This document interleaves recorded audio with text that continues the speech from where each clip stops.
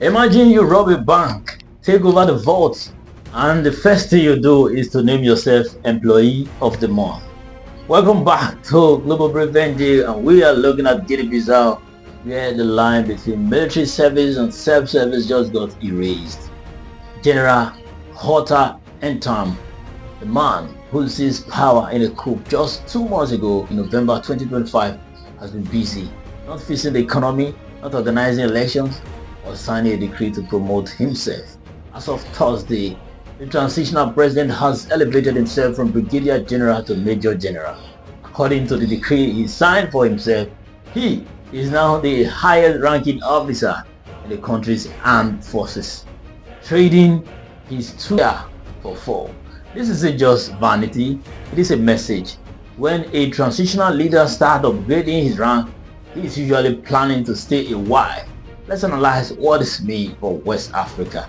To understand why this promotion is cynical, we have to look at why he is in power. Back in November 2025, Guinea-Bissau had a presidential election.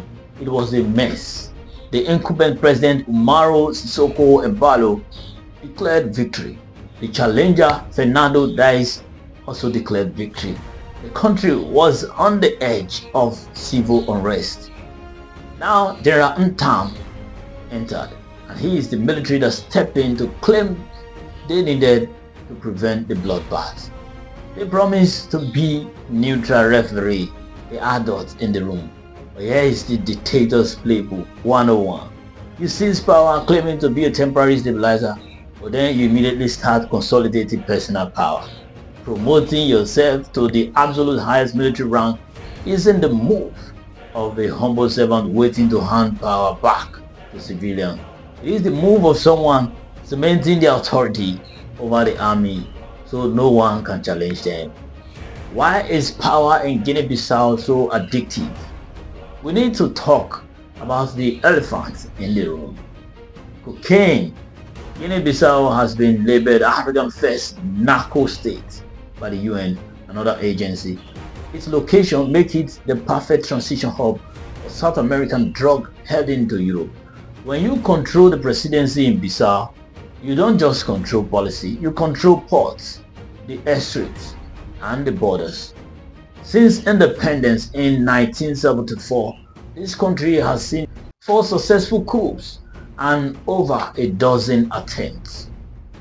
Poverty and political chaos are the soil, but drug money is the fertilizer.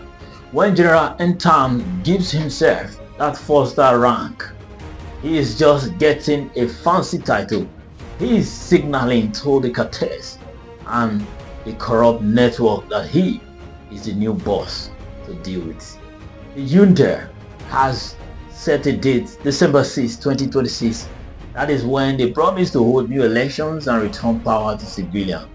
But ask yourself, do you promote yourself to Major General in January if you plan to retire in December?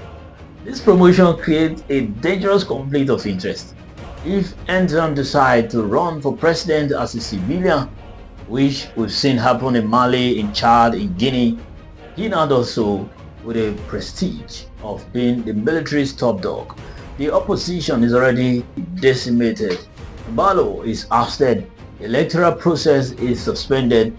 The referee is now wearing a jersey, and he just gave himself a captain's armband. This self-promotion is a red flag waving in the face of ECOWAS and the international community. It suggests that the transition might be longer and more profitable for the junta than they are admitting.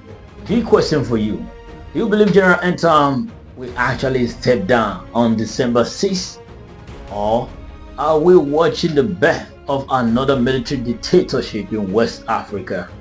Let me know your thoughts in the comments. Don't forget to like and subscribe.